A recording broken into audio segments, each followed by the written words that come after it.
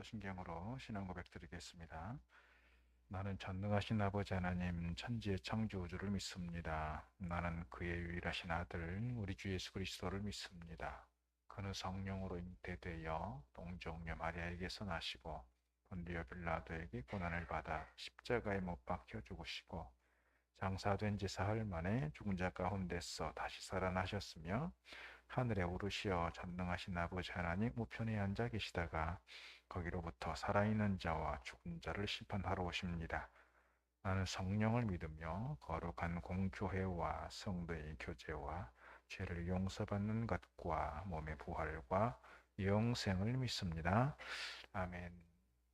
380장으로 찬송합니다. 찬송가 380장.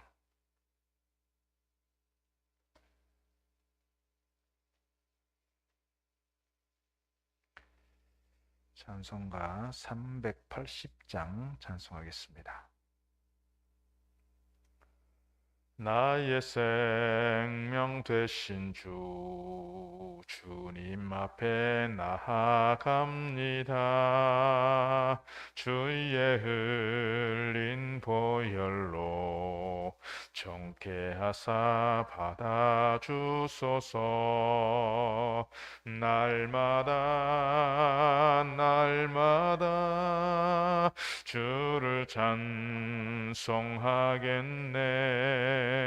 주의 사랑 줄로서 나를 굳게 잡아 매소서.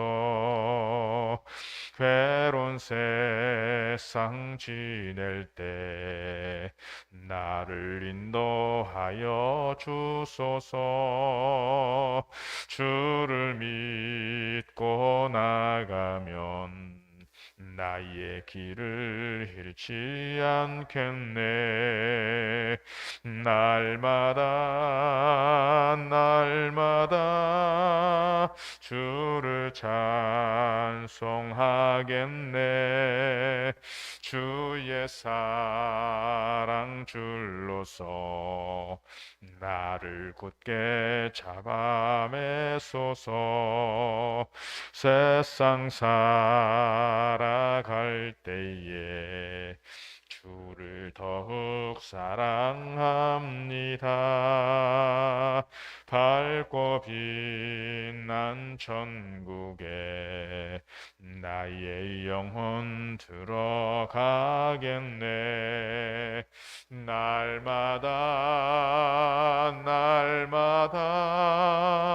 주를 찬송하겠네.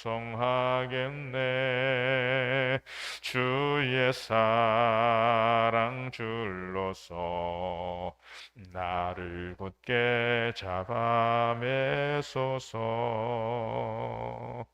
아멘.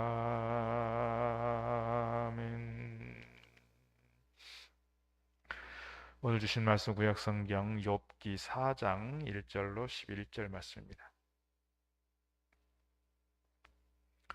욥기 4장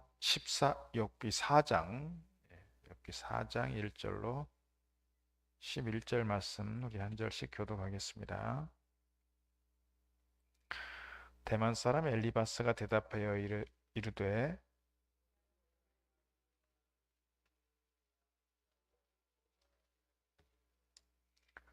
보라, 전에 네가 여러 사람을 훈계하였고 손이 늘어진 자를 강하게 하였고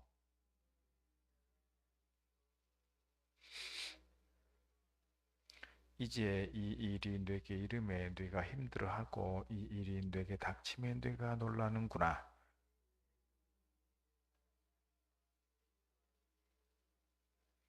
생각하여 보라, 죄 없이 망한 자가 누구인가? 정직한 자의 끊어짐이 어디 있는가?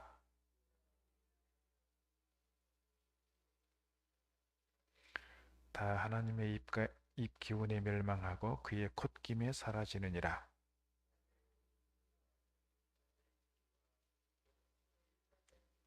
같이 읽습니다. 사자는 사냥하는 것이 없어 죽어가고 암사자의 새끼는 흩어지느니라. 아멘.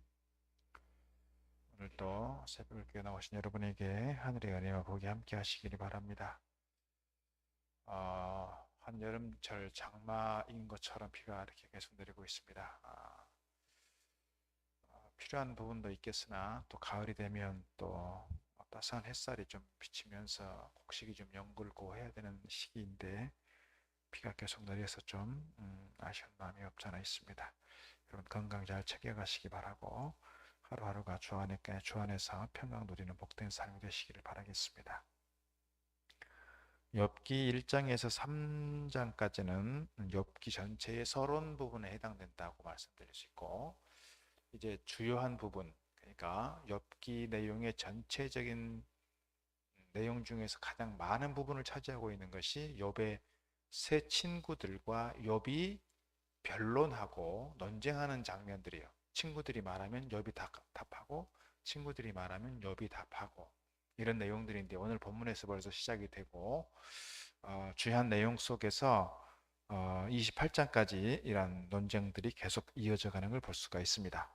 물론 또 친구들의 논쟁이 끝나고 나면 또 엘리후가 등장하면서 엘리후하고 또 다른 차원에서의 논쟁이 있게 되고, 마지막에 이제 거의 욥기 마지막에 가면 하나님께서 욥에게 직접 이렇게 나타나시는 장면. 그래서 욥이 내가 지금까지는 귀로만 들었는데 이제 내가 눈으로 뵙습니다. 그러면서 하나님 앞에 자신의 허물들을 고백하고 회개하고 하나님의 다 큰 은혜 속에 욥기가 마무리되는 걸 볼 수가 있습니다.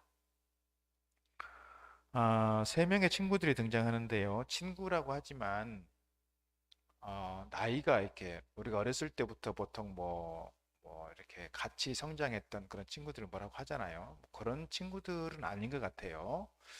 아마 사회적으로 어떻게 보면 사회생활을 하다가 만났을 수도 있고, 욥이 가지고 있는 사회적 위치가 있다 보니 뭐 이런저런 사람들을 많이 만났겠죠. 그러는 과정에서 오늘 세 명이 등장하는데, 이 엘리바스는 그 세 명 중에서 제일 연장자인 것 같습니다. 왜냐하면 엘리바스는 욥에 대해서 얘기를 할 때 자신의 인생 경험, 자신이 지금까지 살아오면서 경험했던 그런 경륜을 가지고 인생의 관록들을 경험 삼아서 이렇게 욥에게 이야기하고 있는 어떤 자기 인생의 경험들을 가지고 근거로 해서 얘기하는 부분들이 많다는 점에서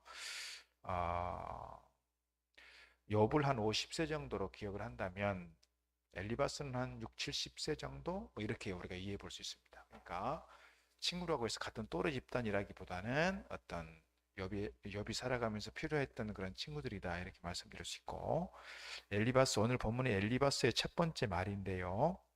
엘리바스는 상당히 좀 나이가 있는 그런 친구였다, 이렇게 말씀드릴 수 있고, 이제 뒤에 등장하는 그 빌닷이 있고 소발이 있는데요. 빌닷은 그때 당시 사회가 가지고 있는 문화적 전통을 되게 얘기를 많이 하는 것 같고요.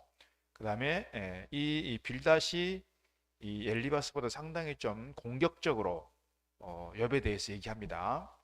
그 다음에 이제 마지막에 소발이 등장하는데, 소발은 교리를 중심으로 해서 그들이 가지고 있는 어떤 교리를 근거로 해서 욥에 대해서 공격하는데, 앞에 있는 두 친구들보다 소발이 가장 강하게 공격적으로 욥을 공격하는 것을 볼 수가 있습니다.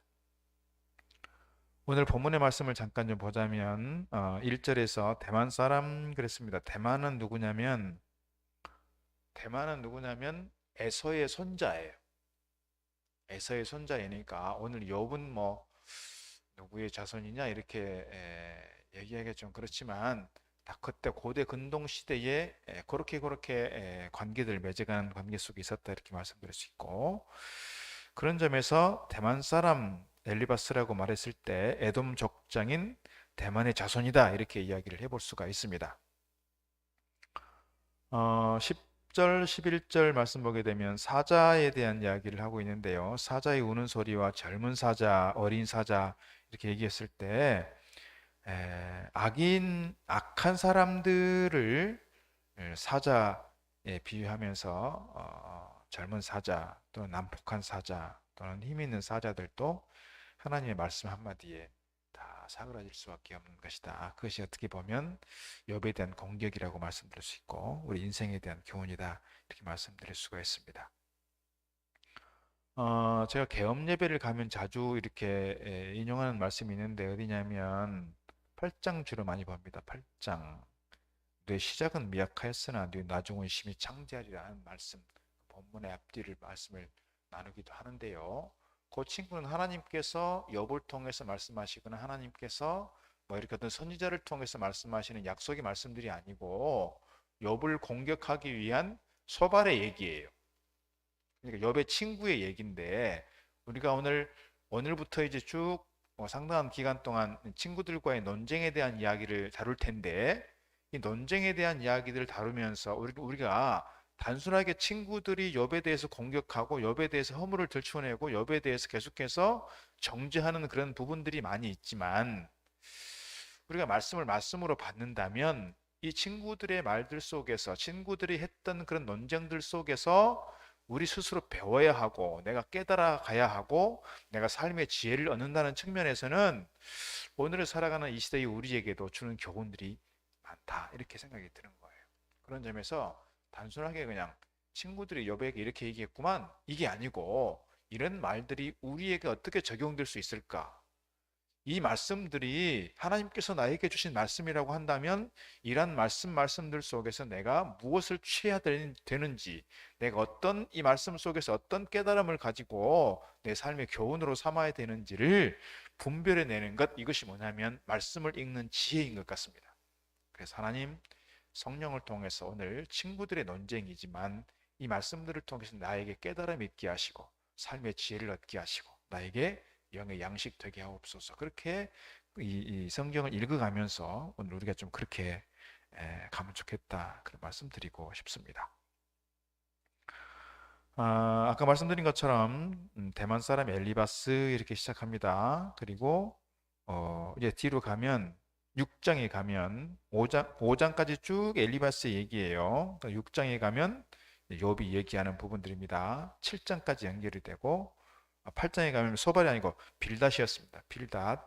빌닷이 얘기하는 부분이고 9장에 가면 욥이 다시 얘기하고 이렇게 이제 계속해서 논쟁을 주고받고 하는 과정에서 4장은 그래도 좀 쉽게 말하면 얌전한 편이에요.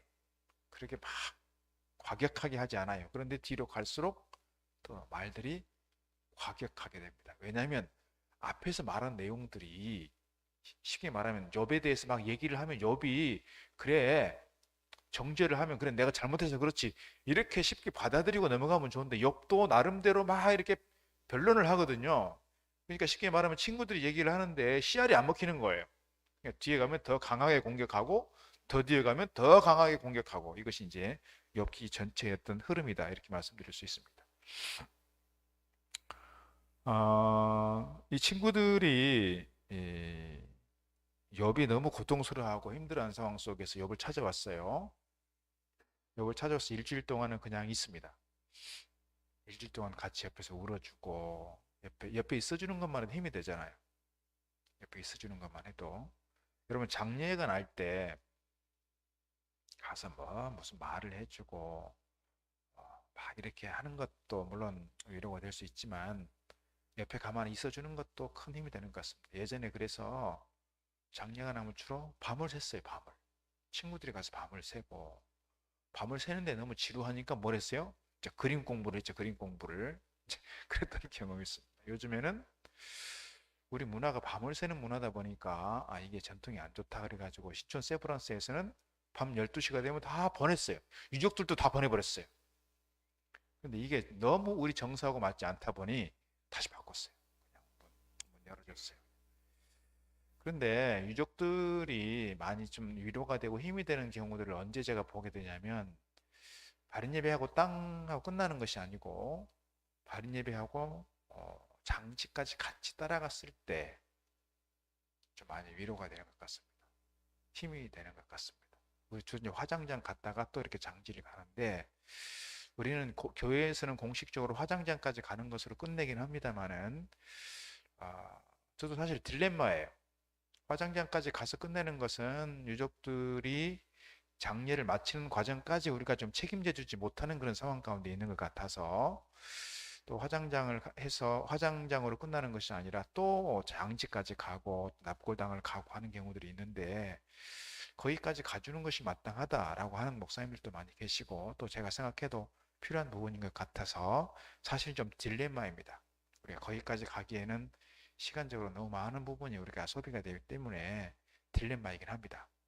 하여튼 유족들의 입장에서는 마지막까지 같이 따라가 주는 게 친구로서의 어떤 그런 애정, 우정, 어떤 자기 스스로 그들을 통해서 얻는 위로가 많이 있는 것 같습니다. 그러니까 같이 있어주는 게 그만큼 중요하다. 옆에 같이 있어주는 것이 내 친구로서 여러 말들을 통해서 위로하고 뭔가를 막 얘기를 해야만 되는 게 아니라 같이 있어서 손만 잡아줘도, 같이 있어서 허깅만 해줘도 그들에게 위로가 된다, 그 말이죠. 오늘 욥의 친구들이 욥에게 그렇게 계속 같이 있어주는 것만 했어도 욥에게 큰 위로가 됐을 거예요. 그런데 일주일 지나고 나서 계속해서 욥이 너무 고통스러워하니까 그 욥에 대해서 이제는 말하기 시작합니다. 말하기 시작하는데 그 말들이 욥에 대해서 위로하고 격려하는 말이면 좋겠는데, 이제 뭘 시작해요? 욥에 대해서 정죄하기 시작하는 거예요. 우리가 친구를 위로한답시고 친구에 대해서 뭐라고 한마디 하는데 그 말이 고통스러워하고 있는, 아파하고 있는 그 친구에게 정말 위로가 되기보다는 가끔씩 어떨 때가 있어요? 상처가 될 때가 있고요. 속을 후벼 파는 얘기들이 있고요. 가시가 있는 말들이 있단 말입니다. 그런 점에서 우리가 어줍지 않게 누군가를 격려하겠다, 누군가를 위로하겠다, 내가 한 말이 혹시 아 다르고 다른 건데 똑같은 말을 하더라도 이렇게 아 다르고 다른 그런 부분 속에서 내가 하는 말이 이 친구의 마음을 상하게 하지는 않을까? 이 친구에게 상처가 되는 말은 아닐까를 우리가 늘 생각해야 한다는 거예요. 이게 어떻게 보면 우리가 상당히 좀 조심해서 할 말이다, 이렇게 생각이 들어지는 거예요. 근데 중요한 것은 뭐냐면, 오늘 욥기 전체 배경 속에서 왜 친구들이 욥에게 이런 말들을 하게 됐을까 생각해 보면 그 계획 속에 누가 들어가 있는 거예요? 사단이 들어가 있는 거예요. 사단이 친구들을 통해서 누구를, 이 욥을 계속해서 공격하고 욥을 정죄함으로써 욥이 하나님께로부터 떠나게 하는, 욥을 시험 들게 하고 하나님께서 그럼에도 그를 사랑하고 있다라고 하는 그 확신을 끊어내게 하는, 하나님의 사랑에서 욥을 끊어내도록 하기 위해서 누구를 이용한다? 친구들을 이용한다. 친구들을 이용한다. 우리가 나도 친구들에게 잘해야 되겠지만, 내가 혹시 친구들에게, 여러분 상처받을 때 누구에게 상처를 가장 많이 받는다고요? 가장 가까이에 있는 사람들에게 상처를 받잖아요. 그렇다고 하면 내가 어떤 누구로부터 상처를 받았을 때 그 상처를 주는 그 사람의 배후에 누가 있다? 사단이 있다라고 생각하면 틀림이 없습니다. 특별히 신앙적으로 나에게 위기를 가져다 줄 때, 신앙적으로 나를 시험 들게 할 때, 아, 사단이 저를 통해서 나를 시험 들게 하는구나. 사단이 저를 통해서 나를 공격하고 나를 정죄하고 나를 판단함으로써 내가 하나님의 사랑에서 끊어지게 하려고 하는구나. 그렇게 생각하면 틀림이 없다는 거예요. 그런 점에서 누군가가 나를 공격하면서 나를 정죄하려고 할 때 우리가 혹시 이 안에 사단의 계략이 들어있지는 않는가, 우리가 그런 생각을 좀 가지고 있어야 한다는 거예요. 물론 우리가 가끔씩 보면 그런 말을 하는 사람들이 있습니다. 이렇게 상처를 주는 말을 하고 보통 말할 때 입 바른 얘기 한다 그러잖아요. 그 입 바른 얘기라는 것이 사실 당사자에게 큰 상처가 되는 경우들이 있는데, 더불어 사는 말이 있잖아요. 뭐라고 해요? 나니까 해주는 말이야. 내가 아니면 누가 해주겠어? 그러면서 자기 스스로 의인인 척, 자기 스스로 이 사람을 가르치는 사람인 척, 자기 스스로 이 사람의 스승이라도 되는 척, 이렇게 말하는 경우들이 있습니다. 그 사람이 받은 상처에 대해서는 생각하지 않고, 배려해주지 않고, 존중해주지 않고, 상처에 오히려 더 고춧가루를 뿌리고 소금을 뿌리는 일들이 있더라는 거예요. 물론 그들이 어떤 스승처럼 가르치려고 하는 사람처럼 하는 그 말들 속에서 내가 배워야 할 것이 분명히 있을 것입니다. 내가 그 말들을 들으면서 정신을 차려야 될 부분들이 있을 것입니다. 그러나 그것이 나에게 상처로만 남는다면 그렇게 유익하지 않다는 거예요. 그런 점에서 오늘 우리가 친구들을 대할 때, 가까운 사람들을 대할 때 어떤 자세로 대할 것인가, 거듭 말씀드리지만 같은 말을 하더라도 다르고 다르다라고 하는 말씀을 꼭 기억하면 좋겠습니다. 엘리바스가 말하는 공격 중에 뭐가 있냐면요. 2절 말씀에 이렇게 말합니다. 누가 너에게 말하면 네가 실증을 내겠느냐? 누가 참고 말하지 아니하겠느냐? 보라, 전에 네가 여러 사람을 훈계하였고 손이 늘어진 자를 강하게 하였고 넘어진 자를 말로 붙들어 주었고 무릎이 약한 자를 강하게 해주었지 않았느냐? 오늘 욥이 다른 사람들에 대해서 그렇게 가르치기를 좋아했고 교훈하기를 좋아했고 일으켜주기를 좋아했고 격려하기를 좋아했다는 거예요. 그런데 문제는 뭐예요? 정작 네가 어려움을 당하니 못 견뎌하는구나 이거예요. 네가 어려움을 당하니 못 견뎌하는구나. 그렇게 남들 도와준다고 또 가르친다고 훈계한다고 그렇게 하더니 너의 그 가르침이 어디 있느냐, 너의 그 경건함이 어디 있느냐라고 하는 거예요. 어찌 보면 오늘 우리가 지도자가 된다는 것은 또 가르치는 자의 위치에 있다고 하는 것은 그만큼 어려운 것 같습니다. 왜냐하면 제가 거듭 말씀드린 우리는 다 투명한 유리집에 사는 사람들이기 때문에 그렇습니다. 내가 하는 말이, 내가 하는 행동이 다 보입니다. 사람들에게 노출됩니다. 사람들이 다 우리를 바라보고 있습니다. 내가 하는 말 한마디를 그리고 내가 하는 행동 하나를 그러면서 우리 행동이 어긋날 때 내가 하는 말하고 내 삶이 다를 때 가르치기는 잘하면서 말은 잘하네 이렇게 되는 거예요. 말은 잘하네. 그런 점에서 우리가 더 조심하게 되는 것 같습니다. 그런 점에서 내 자신에 대해서 늘 잘 돌아볼 필요가 있다 생각을 하는 거예요.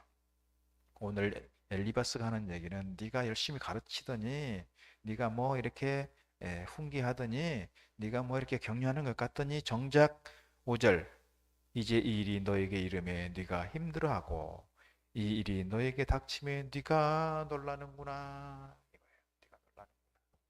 네가 가르치는 그 가르침이 어디 있느냐? 너의 그 경건함이 어디 있느냐? 이렇게 사실은 묻고 따지는 거예요. 오늘 우리가 어려움 당했을 때 우리가 신앙인으로서 어려운 상황 속에서도 내 신앙적 또는 내 삶의 의연함을 잃지 않는 것 이게 중요한 것 같습니다. 어떻게 보면 내가 힘들고 어려운 상황 속에서도 욥이 1장 22절에 말씀하는 것처럼 나에게 생명을 주시는 분도 하나님이요 나의 것을 거두어 가시는 분도 하나님이시요 취하신 분도 하나님이시라고 하는 그 신앙적 고백 속에서 의연하게 이 고통을 잘 참고 견디고 인내해 가는 것 이것이 어찌 보면 우리 신앙인들에게 특별히 지도자들 우리에게 요구되는 그런 부분이다 이런 말씀 드리고 싶습니다. 하나를 더 말씀을 드리자면 오늘 사실은 이제 앞부분은 그래도 좀 이해가 되는 부분들이 있는데요. 6절에서 그런 얘기잖아요. 너의 경외함이 네 자랑이 아니냐. 너의 소망이 너의 온전한 길이 아니냐. 생각하여 보라. 죄 없이 망한 자가 누가 있느냐? 정직한 자의 끊어짐이 어디 있느냐? 하면서 시작하는 게 뭐예요? 욥을 정죄하기 시작하는 거. 네가 이렇게 고통당하는 것은 너의 이 고난은 죄의 결과야. 그 말이에요. 이게 고대 시대의 사상이긴 합니다. 예수님 시대만 해도 예수님 제자들이 예수님에게 묻잖아요. 심지어 예수님 제자들조차도 이 사람이 이렇게 장애를 가지고 태어난 것은 이 사람의 죄입니까? 이 부모의 죄입니까? 누구의 죄입니까? 하고 예수님께 물어요. 그렇게 예수님께서 답하십니다. 이 사람의 죄도 아니고 부모의 죄도 아니다. 중요한 통찰이 있어요. 그때 당시에 사회 문화적 가치와 기준과 도덕적 기준으로 보면 이 사람은 죄가 있어서 이렇게 장애를 가지고 태어난 거야. 여러분 그렇게 이야기를 해버리면 정말 장애를 가지고 태어난 사람들은 또 여러 가지로 삶의 고난을 당한 사람들은 사고를 당한 사람들은 병이 든 사람들은 다 뭐예요? 이 사람이 뭔가 잘못했으니까 받는 보응이다 라고 생각해버리면 이게 얼마나 억울하냐 말이에요. 이때 당시 고대 시대가 가지고 있는 사회적 편견을 그대로 보여주는 것이긴 하지만 오늘 우리 시대에도 잘못하면 이렇게 편견을 가질 수 있다는 거예요. 우리 선조들이 했던 말 중에서 아주 악한 말들이 몇 가지가 있어요. 쉽게 말하면 젊었을 때 결혼해가지고 젊었을 때 남편이 죽었어요. 뭐 병으로 죽든지 사고로 죽든지 뭐 스스로 자기 목숨을 끊든지 죽었어요. 그러면 시부모가 며느리한테 뭐라 그래요? 동네 사람들이 며느리한테 뭐라 그래요? 서방 잡아먹은 사람, 서방 잡아먹은 XX. 이게 얼마나 악한 말이냐고요. 얼마나 이게 사회적 편견이냐 말이에요. 근데 우리 선조들, 뭐 지금 그렇게 하는 말들이 뭐 거의 사라졌지만, 그래도 저희 어렸을 때만 해도 그런 말들을 종종 듣고 성장했던 것 같습니다. 아주 악한 말입니다. 그 당사자에게 얼마나 상처가 됐겠어요. 얼마나 그 고통을 평생 짊어지고 살아야 되지 않겠어요. 내가 남편 잡아먹은 사람이구나. 그렇게 죄인으로 살아야 되잖아. 어떻게 보면 이렇게 쉽게 던지는 말이 우리 문화와 전통 속에서, 삶의 경험 속에서 익히 우리가 들어왔던 말들이지만, 그것이 시대가 바뀌어가고 시대가 변화되어 가는 상황 속에서 우리 하는 말들이 쉽게 내뱉는 말들이 아니라 정말 존중하고 정말 배려하는 말들이면 좋겠다 하는 말입니다. 악을 8절 말씀 보면은, 악을 밭갈고 독을 뿌리는 자는 그대로 거둔다. 이것이 얼마나 욥에게 상처가 되는 말이겠는가 하는 말씀 드리고 싶은 겁니다. 오늘 우리가 좀 기도해야 될 것은, 시련을 당하고 있는 사람들에게 힘이 될 수 있는 말을 잘 할 수 있는 지혜를 달라고 기도할 필요가 있겠고요. 오늘 우리의 마음을 무너지게 하려고 하는 사단의 계략들이 있을 때 이것들을 잘 분별해낼 수 있는 지혜를 달라고 기도하면 좋겠다. 그리고 어려운 사람들이 있을 때 그들을 도울 뿐만 아니라 내가 또 다른 사람들로부터 도움도 잘 받을 수 있는, 여러분, 다른 사람들로부터 도움받는 것을 되게 좀 힘들어하는 사람들이 있어요. 저도 어렸을 때 보면 남들로부터 이렇게 도움받는 걸 되게 힘들어했어요. 왜 힘들어했을까요? 자존심이 낮아서 그랬어요. 자존감이 낮아서 그랬어요. 자존심은 셌어요. 내가 너무 도움받으면 안 되지. 내가 남을 도와줄지언정 내가 도움받고 살겠어? 그런 자존심은 살아있고 자존감은 낮고, 그러니까 도움받는 걸 되게 힘들어했어요. 어느 순간부터 그것이 좀 무너졌어요. 내가 도움 받을 건 받고 줄 건 주자. 그런 마음으로 좀 바뀌었던 것 같습니다. 우리가 힘들 때, 내가 힘들 때 도움 받는 것도 필요하고요. 힘든 사람들을 보았을 때 잘 돕는 것도 필요하다. 그런 점에서 오늘 우리 안에서 우리 공동체가 정말 서로를 위로하고 격려하고 함께 축복해낼 수 있는 건강한 공동체로 세워지기를 주의 이름으로 축복합니다. 기도하겠습니다. 하나님 감사합니다. 오늘 욥의 이야기를 통해서, 특별히 오늘 엘리바스의 말들을 통해서 오늘 우리에게 주는 교훈들이 있음을 저희가 믿습니다. 하나님 아버지, 우리가 믿음의 사람들로서 가는 데 있어서 우리를 시험 들게 하고 우리를 무너지게 하려는 사단의 계략들이 있다는 것을 종종 깨닫습니다. 그럴 때마다 우리의 신앙이 무너져가는 것이 아니라, 시험 드는 것이 아니라 믿음 가운데 든든히 서가는 저희들 되도록 인도하여 주옵소서. 뿐만 아니라 이렇게 어렵고 삶의 위기 가운데 있는 우리의 친구들을, 우리 이웃들을 바라볼 때마다 저희들이 지혜로운 말로, 사랑의 말로, 배려하고 존중하는 마음으로 서로를 위로하고 격려하고 축복할 수 있는 저희들 되도록 도와주시고, 무너져 있는 이들을, 넘어져 있는 이들을 손잡아 일으켜낼 수 있는 신앙과 믿음과 지혜를 허락하여 주옵소서. 뿐만 아니라 내가 약하고 내가 힘들어 지쳐 있을 때 성령의 위로를 얻게 하시고 주님께로부터 힘을 얻게 하시고, 뿐만 아니라 우리의 가족들, 친구들, 믿음의 공동체 안에서 서로를 돌아보는 가운데 서로를 통해서 함께 위로와 힘과 소망을 얻어갈 수 있는 저희들 되도록 인도하여 주옵소서. 우리의 자존심만 내세우는 것이 아니라 우리의 자존감을 가지고 하나님의 거룩한 백성과 자녀로서의 자의식을 가지고 함께 서로를 위해서 축복하며 우리 공동체를 더욱더 아름답게 건강하게 세워갈 수 있는 저희들 되도록 인도하여 주옵소서. 예수님 이름으로 기도드리옵나이다. 아멘. 하늘에 계신 우리 아버지, 아버지 이름을 거룩하게 하시며 아버지 나라가 오게 하시며 아버지 뜻이 하늘에서와 같이 땅에서도 이루어지게 하소서. 오늘 우리에게 일용할 양식을 주시고 우리가 우리에게 잘못한 사람 용서해 주는 것 같이 우리 죄를 용서해 주시고 우리를 시험에 빠지지 않게 하시고 악에서 구하소서. 나라와 권능과 영광이 영원히 아버지의 것입니다. 아멘.